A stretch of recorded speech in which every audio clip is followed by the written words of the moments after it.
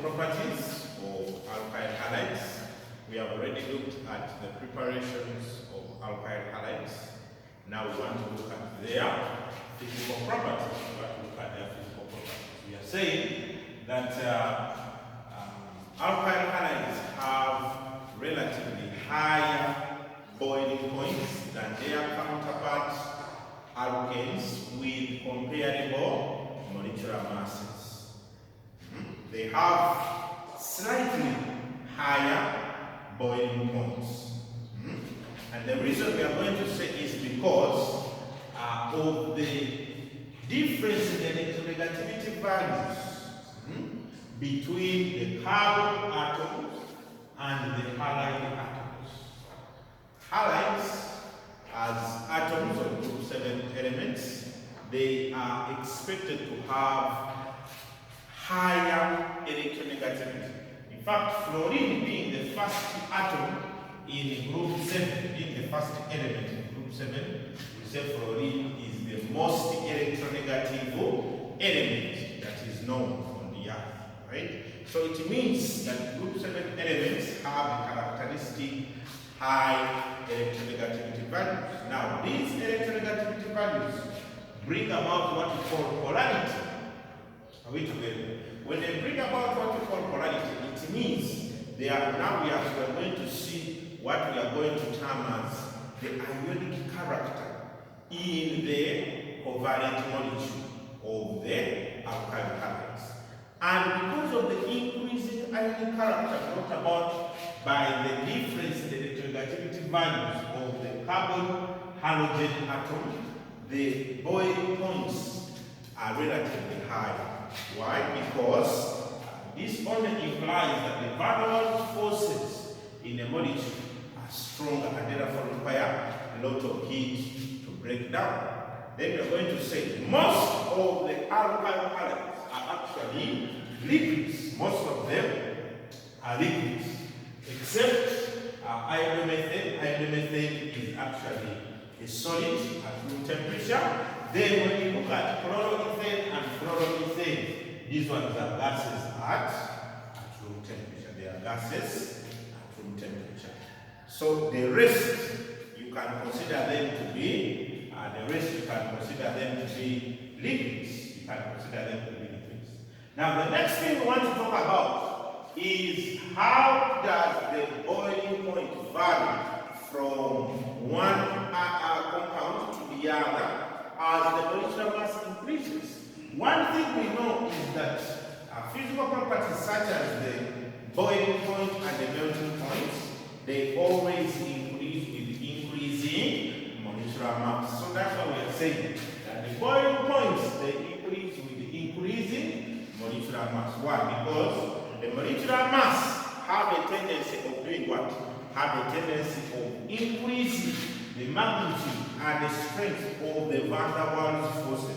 When the van der Waals forces have increased in number and also in strength, it means the boiling points will have also increased. However, the density in this case is going to decrease in the opposite manner. The densities are going to decrease in the opposite manner. Why? Because for smaller packed molecules in liquids, they always tend to become heavier. That's what we are saying. Densities decrease in the same order. Typically close packing in the smaller molecules in the liquid phase. Wait a minute. If you have bigger molecules in a liquid phase, they have less density. But if the molecules are small, it means you're going to have a smaller packing, a compact packing, and thereby having a bigger mass in a smaller volume, which increases the density of this compound. So in this case, the density here decreases with increasing molecular mass. Then the last thing we can talk about physical properties is their solubility in water. We are saying that compounds or alkyl halides, they are predominantly covalent. And we know that covalent molecules are actually insoluble in water. But they are soluble in organic solvents. What are some of the organic solvents? You can talk about benzene, you can talk about camphor. There are many organic solvents that you can deal with. And also the fact that most of these alkyl halides are liquids at room temperature, they are also always referred to as, they are always also referred to as organic solvents because of their liquid nature. Now look at trichloromethane, tetrachloromethane. There are so many organic solvents that are a result of alkyl halides. So, like the statement always says that like dissolves like dissolves. So, if you have a predominantly covalent molecule, it is going to dissolve in a covalent molecule, right? If you have a polar substance that is predominantly polar, it's going to dissolve in a polar solvent such as water. Are we together with that level? Now, since you have discussed the physical properties, we want to go ahead and look at the chemical properties of alkyl halides. We want to look at the chemical properties of alkyl halides. The first one, we are looking at formation of ether. Formation of ether. Or you can call it ether formation. Now, ether is a compound which has a functional group whereby two carbon atoms are bonded together by an oxygen molecule. So the moment you see this kind of functional group in any compound, you call it an ether. You call it what? An ether. And this is possible if you use sodium ethoxide. If you are reacting sodium ethoxide with an alkyl halide, you are going to end up forming an ether. And this is actually a nucleophilic substitution reaction, as we are going to demonstrate in a few minutes. So we have an example to try, whereby we have the bromoethane reacting with this is sodium ethoxide. Somebody might ask, how do you prepare sodium ethoxide? Sodium ethoxide is prepared by reacting sodium hydroxide with ethanol. I hope you remember that. Especially when we are dealing with the dehydrohalogenation of alkyl halides. In that case, that compound led to the formation of an alkyl. But in this case, we are reacting sodium ethoxide with an alkyl halide. So what happens is that we are going to have what we call nucleophilic substitution reaction, whereby this nucleophile, because it has the oxygen atom, which has one pair of electrons, is going to replace the bromine atom. When it replaces the bromine atom, what are we going to form? We are going to form this CH3, CH2.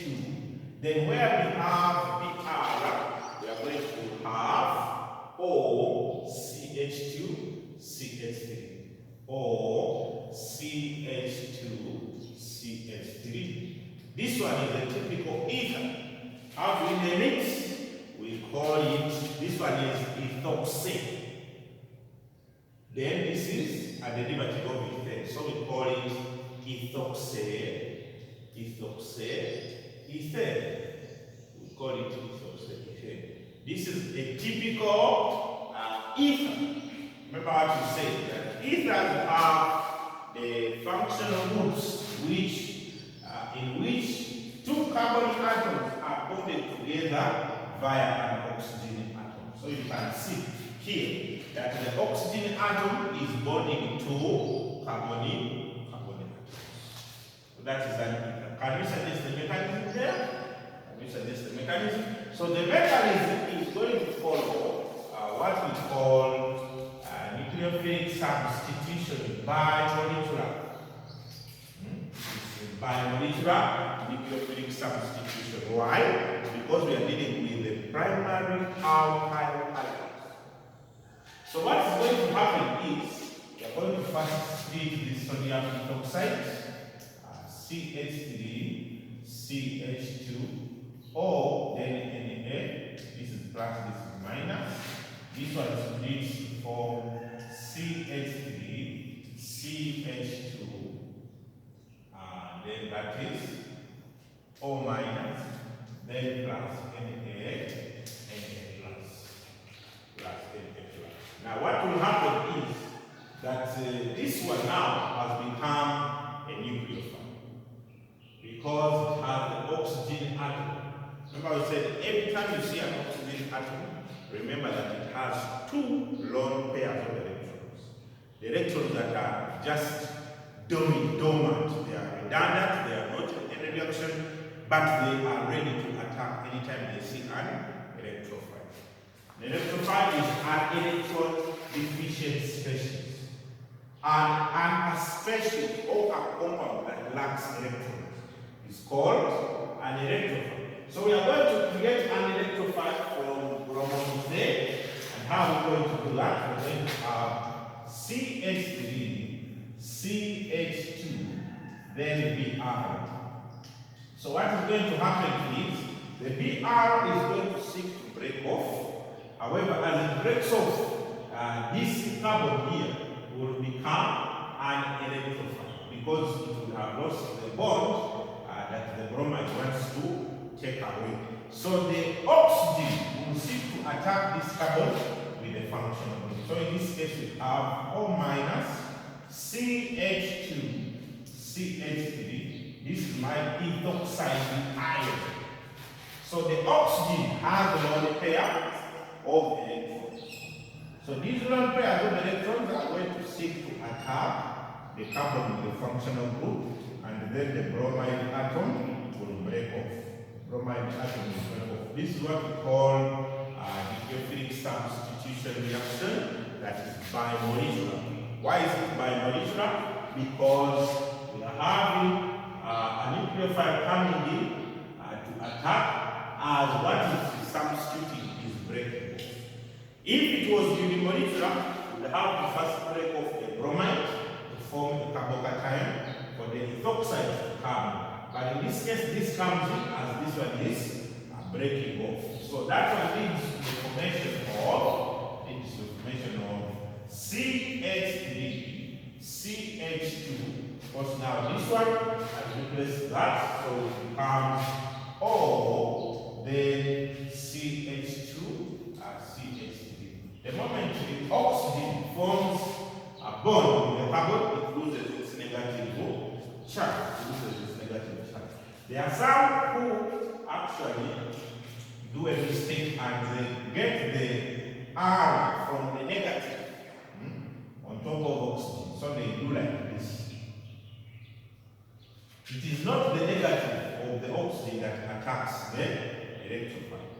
It is the lone pair of electrons that does what? The nucleophilic atom. So remember that and don't make that mistake. Don't make that mistake. The R should be coming from lone pair. These two diagonals. So in this case you can say minus the bromide ion. So the bromide ion has broken off. The reason why it has a negative is because it has taken away the whole bond. So the whole bond, remember, has two electrons, right? If the bromide atom takes only one, it means the second becomes an extra electron. So that's why it becomes negative charge. This kind of reaction is also common with the formation of ethers in benzene, right? For example, if you have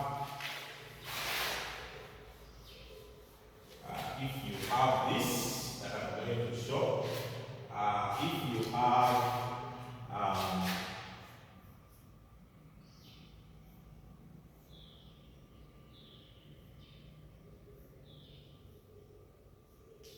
if you have the big atom here, right? In that case, we are going to use,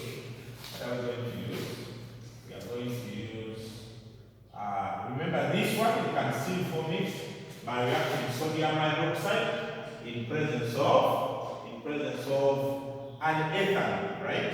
So we can still use the same CH3, then CH2, then O, Na. So in this case, we can still form an ether, which is actually this and that and that. Then this one is replaced, and then we end up having O, then CH2, then CH3, you can form that. But on the other hand, you can also have, when this one has a CH2, then Br, CH2Br. What will be formed here? Here will form CH2O, then CH2, CH3, then CH2. For both of these reactions, they follow the same mechanism. So in that case, of course you have to make sure this one is negative, this is positive. However, if you find the question has given you this, sodium hydroxide in presence of ethanol, this one can still work. But remember, the moment you heat, then the reaction becomes a dehydrohalogenation. The moment you heat, then it becomes dehydrohalogenation, leading to the formation of an alkyl. But make sure if you want to form an ether from an alkyl halide, do not heat. Wait together. Also have, if it is a tertiary alkyl halide, what would it be? If it is a tertiary alkyl halide, in that case you will have probably CH3, then C, then Br or Cl, then we are using sodium ethoxide. That is CH3, CH2, O, then N what? Na. O, Na. If you have this, what will happen is that the ethoxide is going to replace the chloride. So what do we form? We form CH3,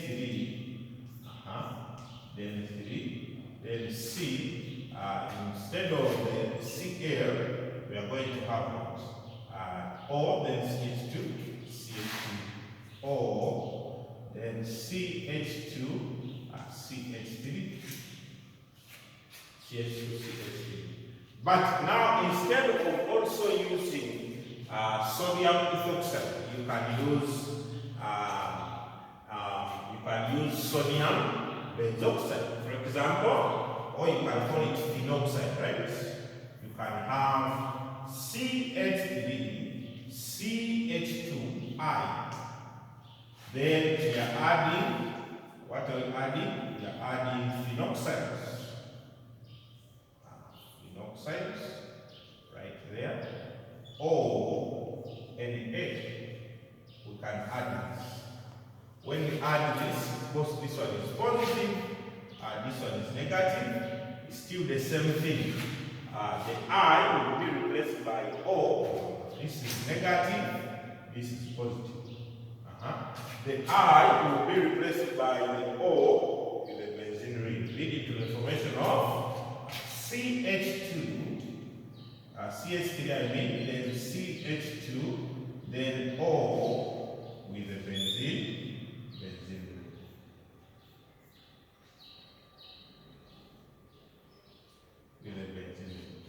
So that's what we have right there. Somebody might ask, what will be the nomenclature of these ethers? So how do you name, for example, this one? How do you name it? this side you can call it phenoxy.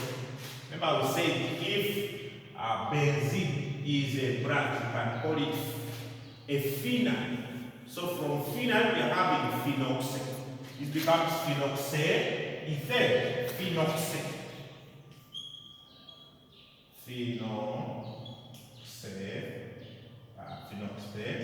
ether. That would be the name. What about this one? How would you name it?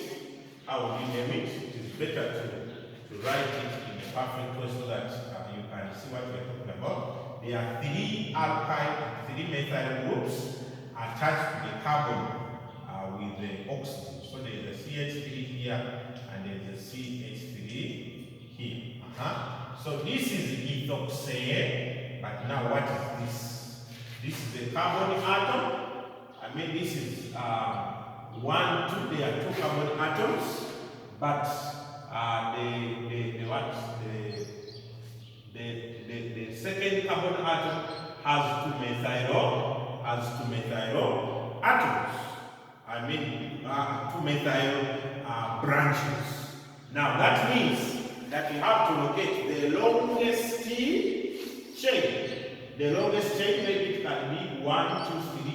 So in that case, we are going to assume that this one is the branch now, so that we can consider the 3 atoms of carbon. In that case, we shall say the ethoxy is on carbon number 3. Is on carbon number. In fact, it's carbon number 2. So it will be 2. It will be on carbon number 2 if you count from this side or from this side or from this side. So it will be 2. Then this one we call it ethoxy. 2 ethoxy. 2 ethoxy. Then the methyl group, if we consider this one to be the longest chain, what about this? Now this one will be the branch. So in this case, this branch will be a methyl group, but it is still also on carbon number 2. So we call it 2 methyl. 2 methyl. Then the longest chain is the propane. The longest chain is propane. So that will be the name given to that compound. 2 ethoxy, because the ethoxy branch now is on carbon number 2. Then 2 methyl, because the methyl is also on carbon number 2. Then this one is the propane. It is a derivative of propane. Are we together there? Yes. What about this? How do you name this one now? In that case, this one can be an ethoxy. An ethoxy branch, right? Then this one is a benzene branch, which you can call phenyl. You can call it phenyl, right? Then this one is going to be methane. It's going to be methane. So how do we name that? Remember, we must always follow the alphabetical order. Like for example, here E comes before F. So in this case, the ethoxy will come after, or will come before the benzene ring, which is phenyl. So it will be ethoxy.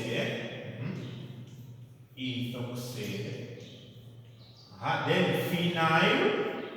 Ethoxy, phenyl, methane. Ethoxy, phenyl, methane.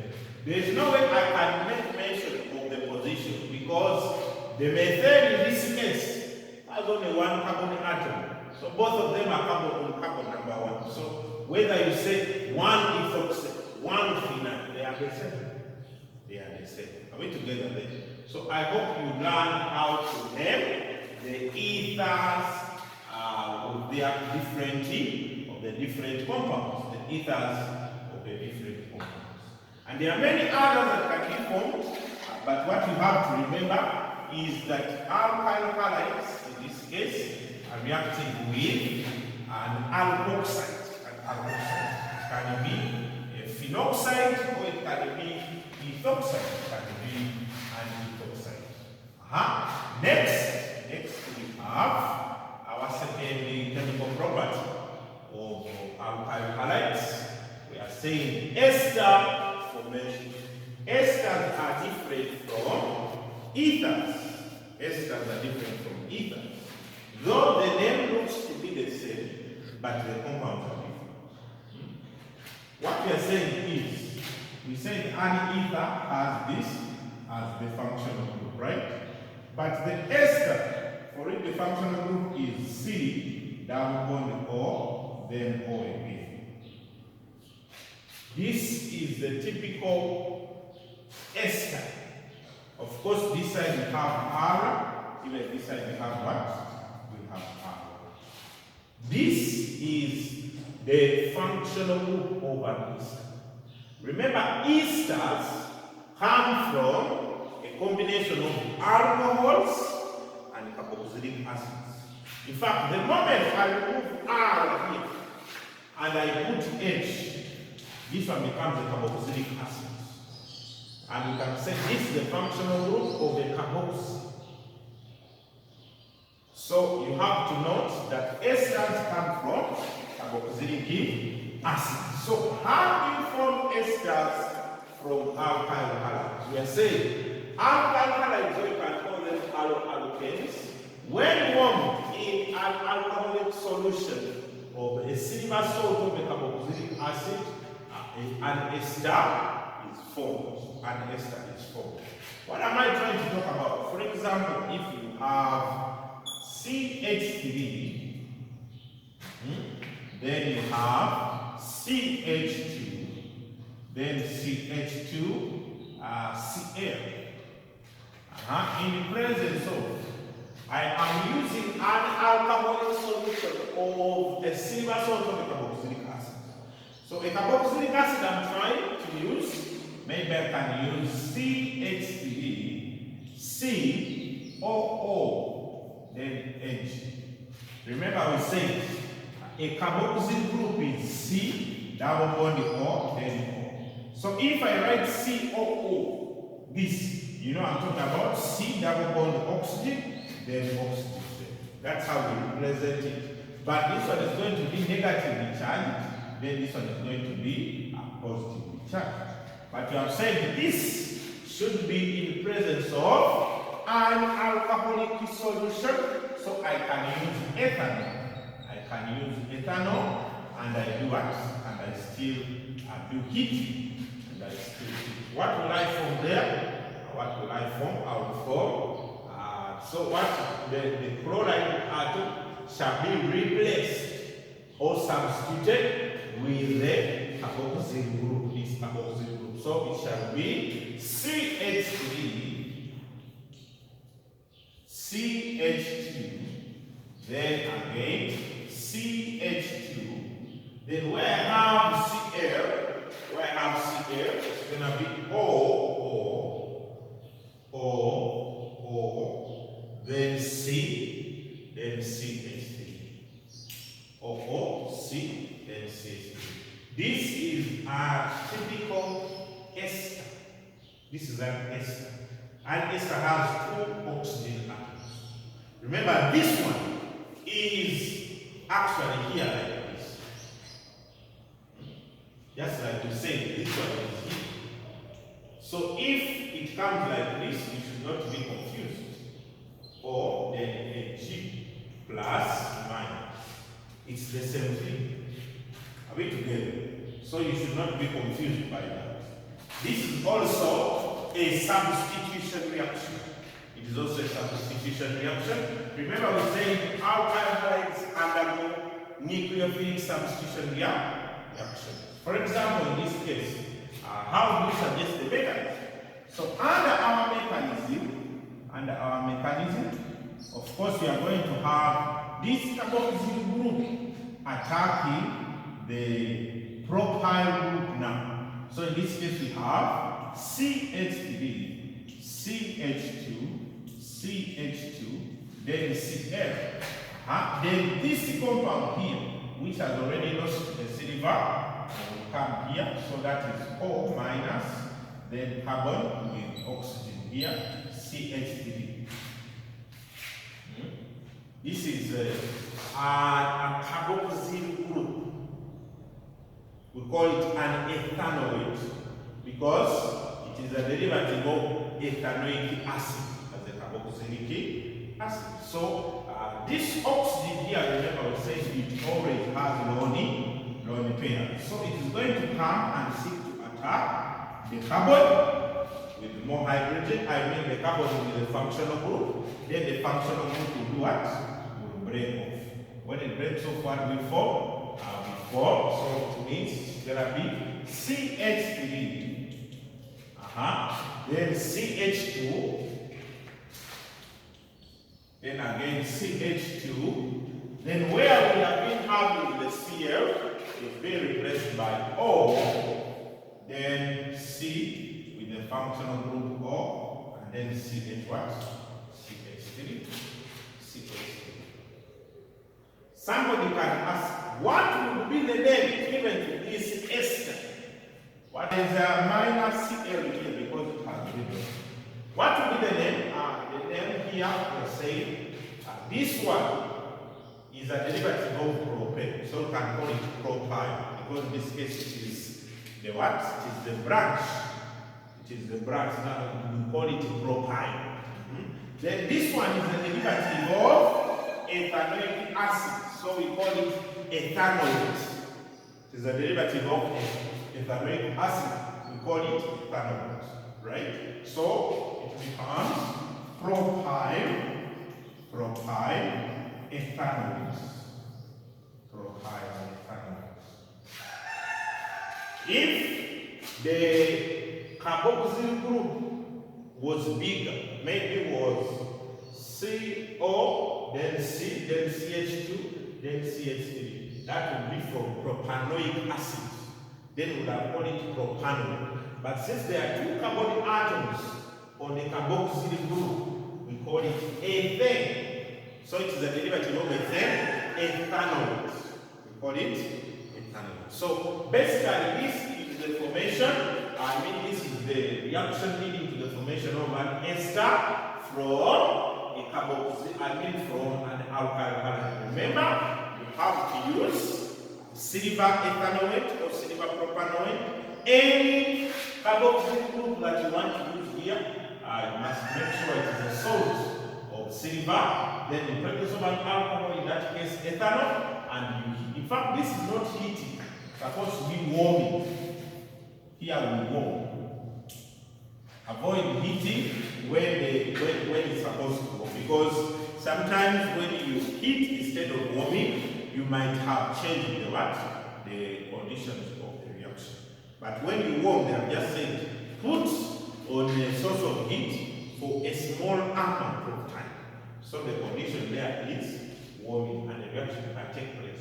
If it was a tertiary alkyl halide, remember we say it undergoes a unimolecular mechanism whereby we have to first use the chloride atom to form the carbocation before the carboxyl group comes to attack the